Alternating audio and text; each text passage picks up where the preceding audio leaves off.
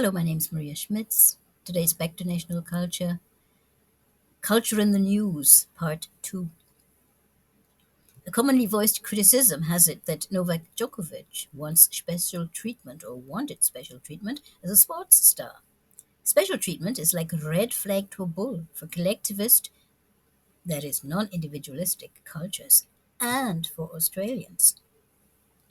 In Australia, this is known as the tall poppy syndrome and is a cultural phenomenon in which people hold back, criticize, or sabotage those who have or are believed to have achieved notable success in one or more aspects of life, particularly intellectual or cultural wealth. Cutting down the tall poppy, it's called. In Japan, a similar common expression is the nail that sticks out gets hammered in. The tall poppy syndrome has meant different things to different Australians, but one way to think about it is that it reflects the diversity of values in a multicultural society. As long as the diversity of values exists, there will always be people criticizing those icons that are held up as the model that Australians should aspire to be like. The more diverse the society and the less the sense of community, the more critical it will be to its icons.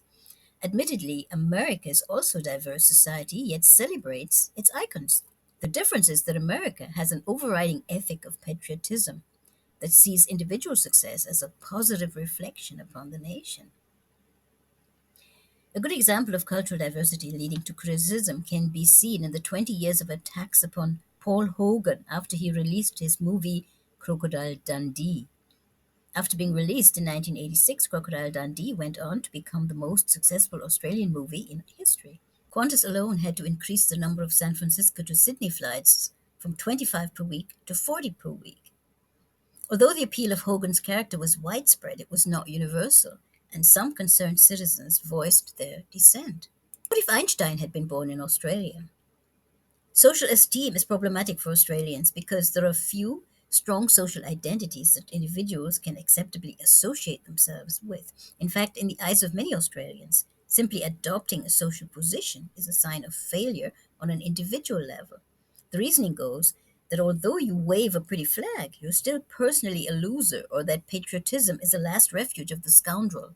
The widespread ridicule of a social position forces the individual Australian to use individualistic methods to deal with feelings of inferiority.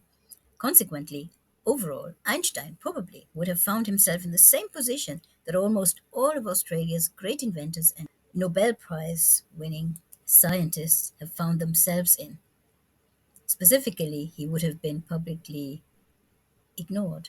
Permanent viewers will know what I'm talking about when I pose the question whether the Australian tall poppy syndrome is therefore a CBH.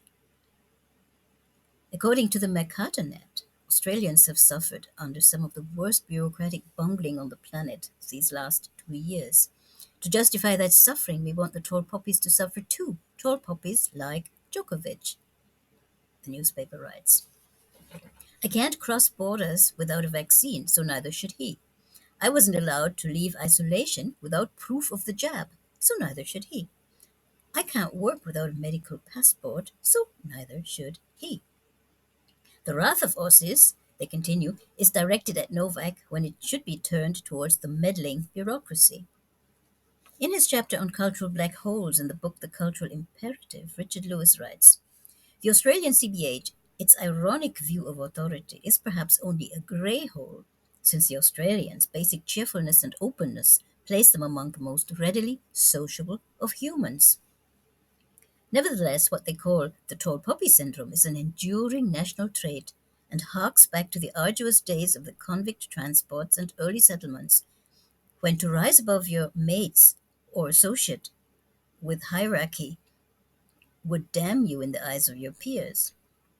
Modern Australians will discard the normal congeniality at the drop of a hat if you show any sign of adopting a superior attitude or pulling rank, and any reasonable suggestions you try to offer after that will be devalued. Since it is not in my interest as an interculturalist to put down any country or person trying to be just, I now have to talk about another cultural standard that supports the view of one rule for everybody without exception. Australia is most definitely a universalist culture, and universalism holds that the values, concepts, and behaviors characteristic of diverse cultures can be viewed, understood, and judged according to universal standards. Such a view involves the rejection, at least in part, of cultural relativism, also called cultural absolutism. This is a cultural standard proposed by Franz Trompenas, today's cultural guru.